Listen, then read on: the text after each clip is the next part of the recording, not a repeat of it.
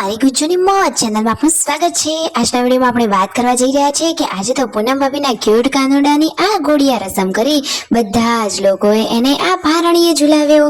જો નાના બાળકોથી લઈ અને મોટા બધા જ લોકોએ તેને પારણીએ ઝુલાવ્યો, આશીર્વાદ આપ્યા। અને આજે તો તેઓ કોના વાસ્તુ પૂજનમાં ગયા, વચ્ચે આવતી વખતે આ કયા મંદિરે ગયા, આટલું જોરદાર ઘર, આટલું જોરદાર આલિશાન બંગલો કોનું ઘર હતું, કોણ કોણ ગયું, બધી જ માહિતી મળશે તમને આપણા આ વિડીયોમાં।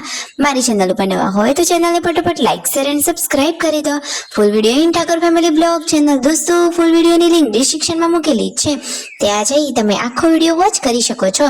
આવી ટૂંકી ટચુકડી લાઈવ લેટેસ્ટ ટ્રેન્ડિંગ માહિતી મેળવવા માટે કરી દો મારી ચેનલને ફટાફટ સબસ્ક્રાઇબ। તો ચાલો દોસ્તો વધારે રાહ ન જોતા આપણે વિડીયોની શરૂઆત કરી દઈએ છીએ।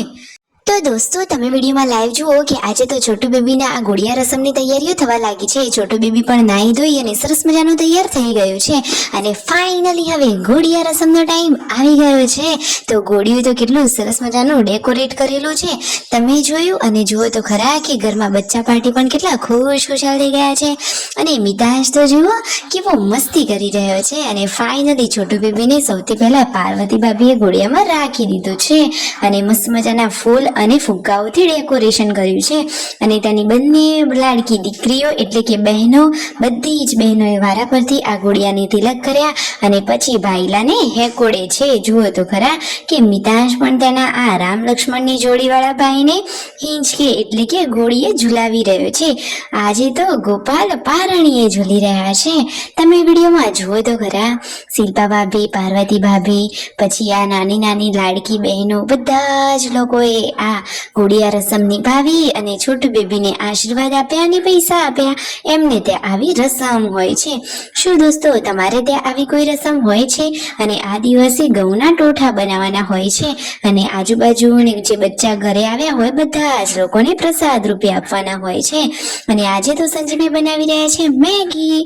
તો બચ્ચા પાર્ટીને તો ખાવી હતી મેગી, તો સંજયભાઈ તો કારીગર છે, બાકી જોરદાર રસોઈઓ છે તો ફટોફટ બધી ટેસ્ટી રસોઈ બનાવી દે છે।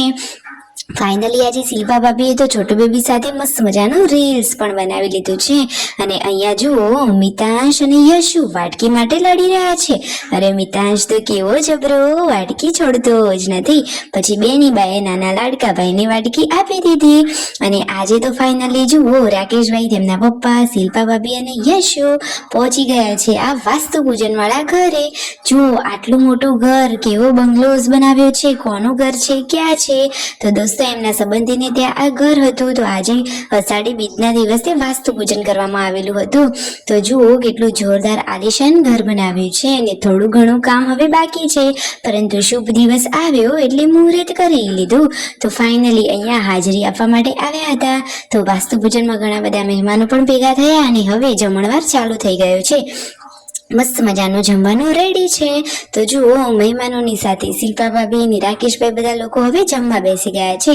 સરસ મજાની જમવાની થાળી રેડી છે, દાળ ભાત, શાક, પૂરી, લાડુ અને ફૂલવડી, ફૂલ ડીશ જમવાની રેડી। તો જુઓ રાકેશભાઈ અહીંયા ખુરશીમાં જમવા માટે બેસી ગયા છે।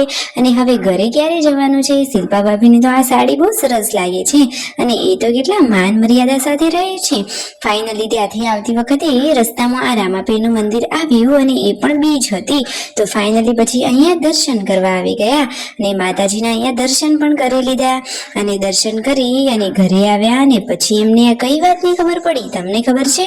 તો દોસ્તો જો રામાપીરનું મંદિર આવ્યું તો દર્શન તો કરી લીધા, પરંતુ ઘરે પહોંચ્યા અને પછી પાર્વતી ભાભી દ્વારા ખબર પડી કે અરે આપણે તો અત્યારે દર્શન કરવા ના જવાય, 1.5 મહિના સુધી આપણે દર્શનીય ના જવાય। પછી શિલ્પા ભાભીને ખબર પડી કે અરે રે અમે તો ભૂલી જ ગયા હતા, અમને તો એવું યાદ જ ન રહ્યું। તો દોસ્તો એ તો ભૂલથી કરેલી ભૂલ તો ભગવાન પણ માફ કરી દે। અને ફાઇનલી રાતની રસોઈ પણ રેડી છે। આજે તો શિલ્પા ભાભીએ ડોડીનું શાક બનાવ્યું છે ને મિતાંશ તો ચાલતા શીખી ગયો છે, નટખટ કાનુડો। તો સબસ્ક્રાઇબ।